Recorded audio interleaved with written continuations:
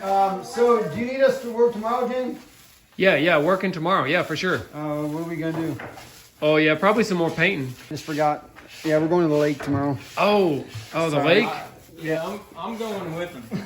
Actually, I forgot. You're going to the lake too? Yeah.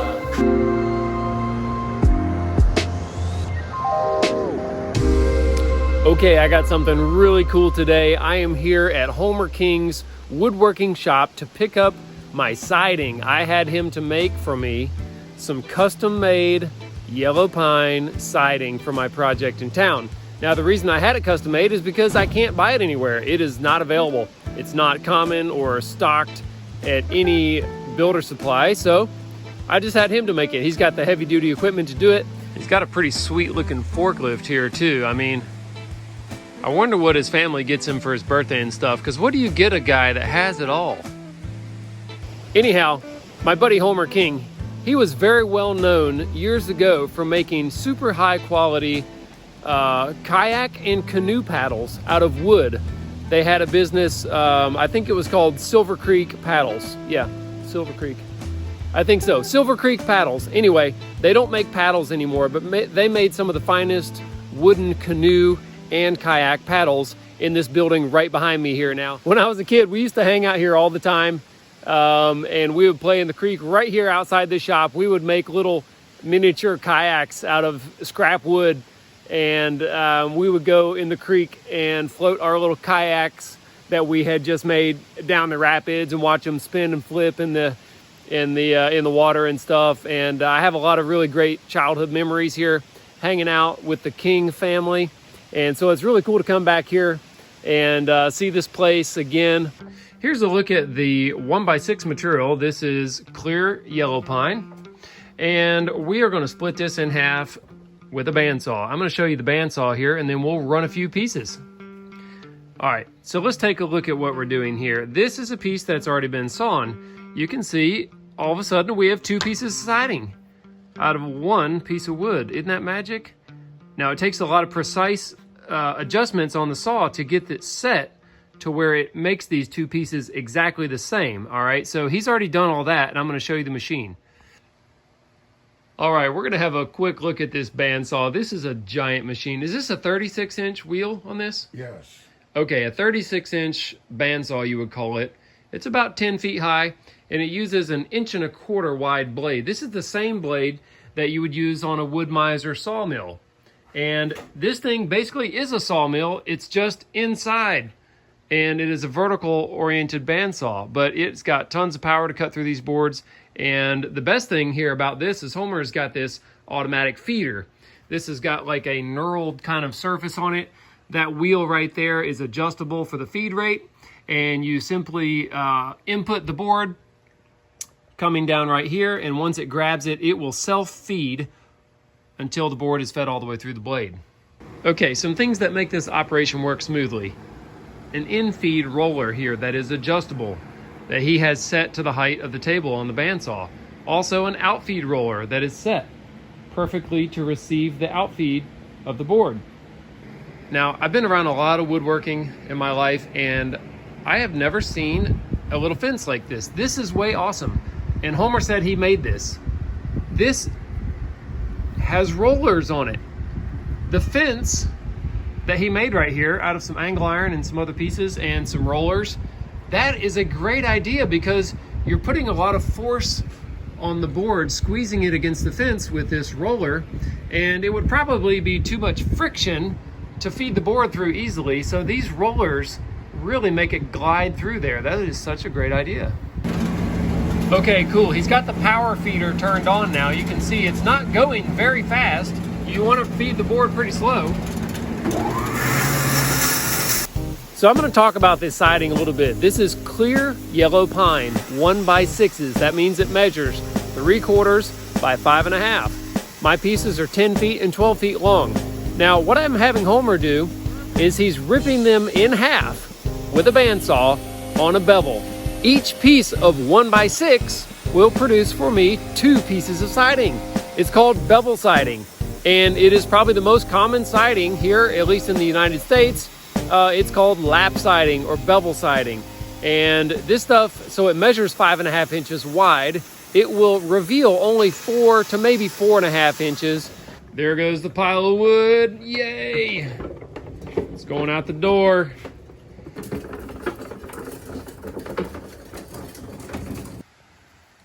I'm lucky Homer has a banding machine here so this doesn't all fly off my truck. Well, I'm gonna strap it, you know the deal. But anyway, this makes it nice. All right, the wood is out in the daylight now, getting ready to be loaded. I'm so pumped. Here we go. I got to turn the truck around and we'll get it put on the truck.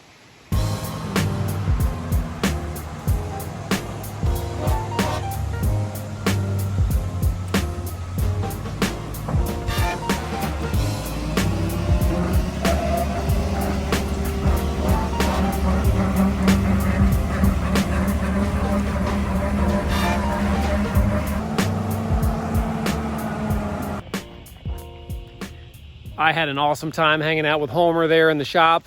I could have listened to him talk forever about all of his tools and machinery. He has machines and machines and machines everywhere you look. He has machines on top of machines. All right, bro. So we're debating on whether we think we should leave these. The little edges. This is, Or I got a good cut one them right off. here. It's called like little tassels. It's tassels. Yeah, that's good if you like on the handlebars of your bike. If you like some little tassels. It makes it look old and worn and Right. antique-y. Right, okay. And that's Well, the way I look at it. well, that's one way to look at it. We're gonna get rid of that. Then there's also kind of sawdust, kind of stuck all over the boards where the cut was. We gotta clean them off. Maybe a vacuum. I don't know. What if it starts raining? I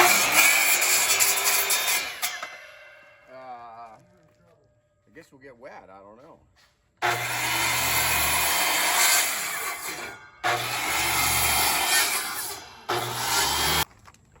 All right, Arlo had a wonderful idea. Go ahead. We're gonna break these edges because there's little stringies hanging off of them. And I actually think the paint sticks better around a somewhat rounded corner versus a square corner. So you can see we made ourselves a nice little siding holder right here. Wish I had these this morning when I was painting. Yeah, dude. Nice. It looks good on you. Thanks. Where's the end of this? Wait.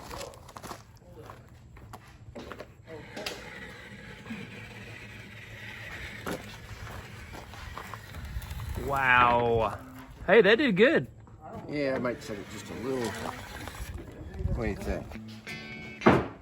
Okay, it took us only a few minutes, but now we have our process down. Arlo is breaking the edges with a plane. He is sweeping the sawdust off because the bandsaw left some loose sawdust on the boards. It's prepped. He's gonna bring it inside where I've got Ray and Jason here. And they each have their little rollers and their little paint stations. They've got their pans full of paint. Actually, it's primer. Primer, not paint. Whatever. And then, boom, they're chucking it over here to the drying rack. Tomato, tomato, he says. So this is going good. This is going good. Straight off the trailer, getting a little detail work done. Boom, getting painted. Boom, getting stacked up. We are rocking and rolling. Boom, getting paint all over us. What? We're gonna be doing this So, you know, I don't know if y'all are gonna get all this done today, but Hey, so, yo, knockdown guy. He ain't doing that, eh? What happened? Oh, never mind. You're doing a great job. Keep it up. So, do you need us to work tomorrow, Jen? yeah, working tomorrow. Yeah, for sure. What are we gonna do? Oh yeah, probably some more painting. Yeah, we're going to the lake tomorrow. Oh, the Sorry. lake? Yeah, I'm going with him. Actually, I You're, forgot. you're going to the lake too? Yeah. Yeah, sorry. Arlo! What? You all day I'm tomorrow, working. bub. I'm working. Well, what? I got to do this all All by myself. yourself, bub. Is that All gonna right, change Ray. what we're doing? Show me the dunk and run, bro. Little dunk. There's the little dunk. shake. There's the run. Wow, that was fast. I could barely keep up. That's the dunk and run, folks. You saw it. You saw it here. You saw it here first. You saw it here. Dunk and run. All right, Just spread it out. That's a good heavy coat. Ain't nothing wrong with that. Right? Am I right or am I right? Oh, that's a good coat. Hey, I'm doing it over here too. Oh, are you painting too? Yeah. No, I'm just filming Ray. Yeah, I guess you only film Golden Boy. I'm just filming Ray. He just does it right, you know? I don't know. Wow, look at that. Man, that's fun to watch. Ray, he's the best. He's so fast. Ray is. Marsha. Whatever. It's like watching, you know that big truck that paints the lines on the road? That's what that looked like. No, go ahead. No. You show me the dunk and run too. No, you can show me too. Oh, I see. That's good. No, I don't want to show No. you. Get away. No, that's real nice. It's actually real good. I mean, so good. Super good. Oh, he's having to do a little alteration here because of the angle of the dangle because he's got a 6-inch roller. So, you know, it's a little variation on the dunk and run. It's pretty complicated actually. But, you know, he's got it though. I'm not worried about it. We got in a little bit of extra help here. Mr. Andy's can't stay away from the hand plane. Who wants to get some satisfaction running that hand plane right there? That's where it's at.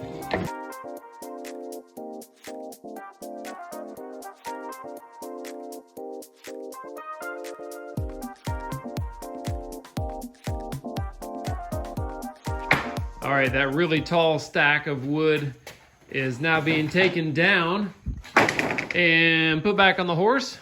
Gets a coat of paint, goes to the other side of the shop to get racked up. Now this stuff is ready to go to the job after it dries with 1 coat of prime, 1 coat of paint.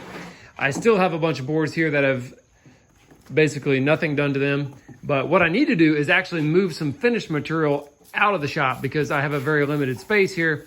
And so we need to make some material move. So that's what we're gonna do. And then this last pile can go through the process and get moved out in a couple days. Man, Ray was not kidding when he said he was a professional painter for his job interview, right? He's like, well, I can paint. I was like, all right. So he keeps coming up with these new techniques, man. This is blowing my mind, Ray. You know? I mean, what do you have to say for yourself? You gotta adapt to every situation. All right, well, we got a situation right here because Ray is doing this new thing. All right, I'm gonna call it the dip. The dip, dab. What I say it was? Dip. Oh yeah, dip, skip, dab, and run. Yeah. All right, dip, skip, dab, and run. Let's see how it works. He's got a lot of paint on the roller here. And, okay. Dip, skip, dab, and run. That's quite effective. And maybe the best part about this technique is the name of it. If you like saying stuff like that, dip, skip, dab, and run. And see, he's basically evenly distributed his paint across the board, though. That's really the key. All the paint is where it should be, and now he's just, you know, spreading it out. I mean, what else is there to it? Is there any? I mean, is there more to it? That's all there is to it. That's all there is to it. That's the end of the story. Man, I've been driving around for a couple days now, and there's still a big piece of a brick that's been riding on my hood from when Ray was bashing that wall the other day in town. Here's some more of it. Oh man. Oh, anyway, look at that. I must be a good driver because it stayed right there in the middle of my hood for about 2 or 3 days.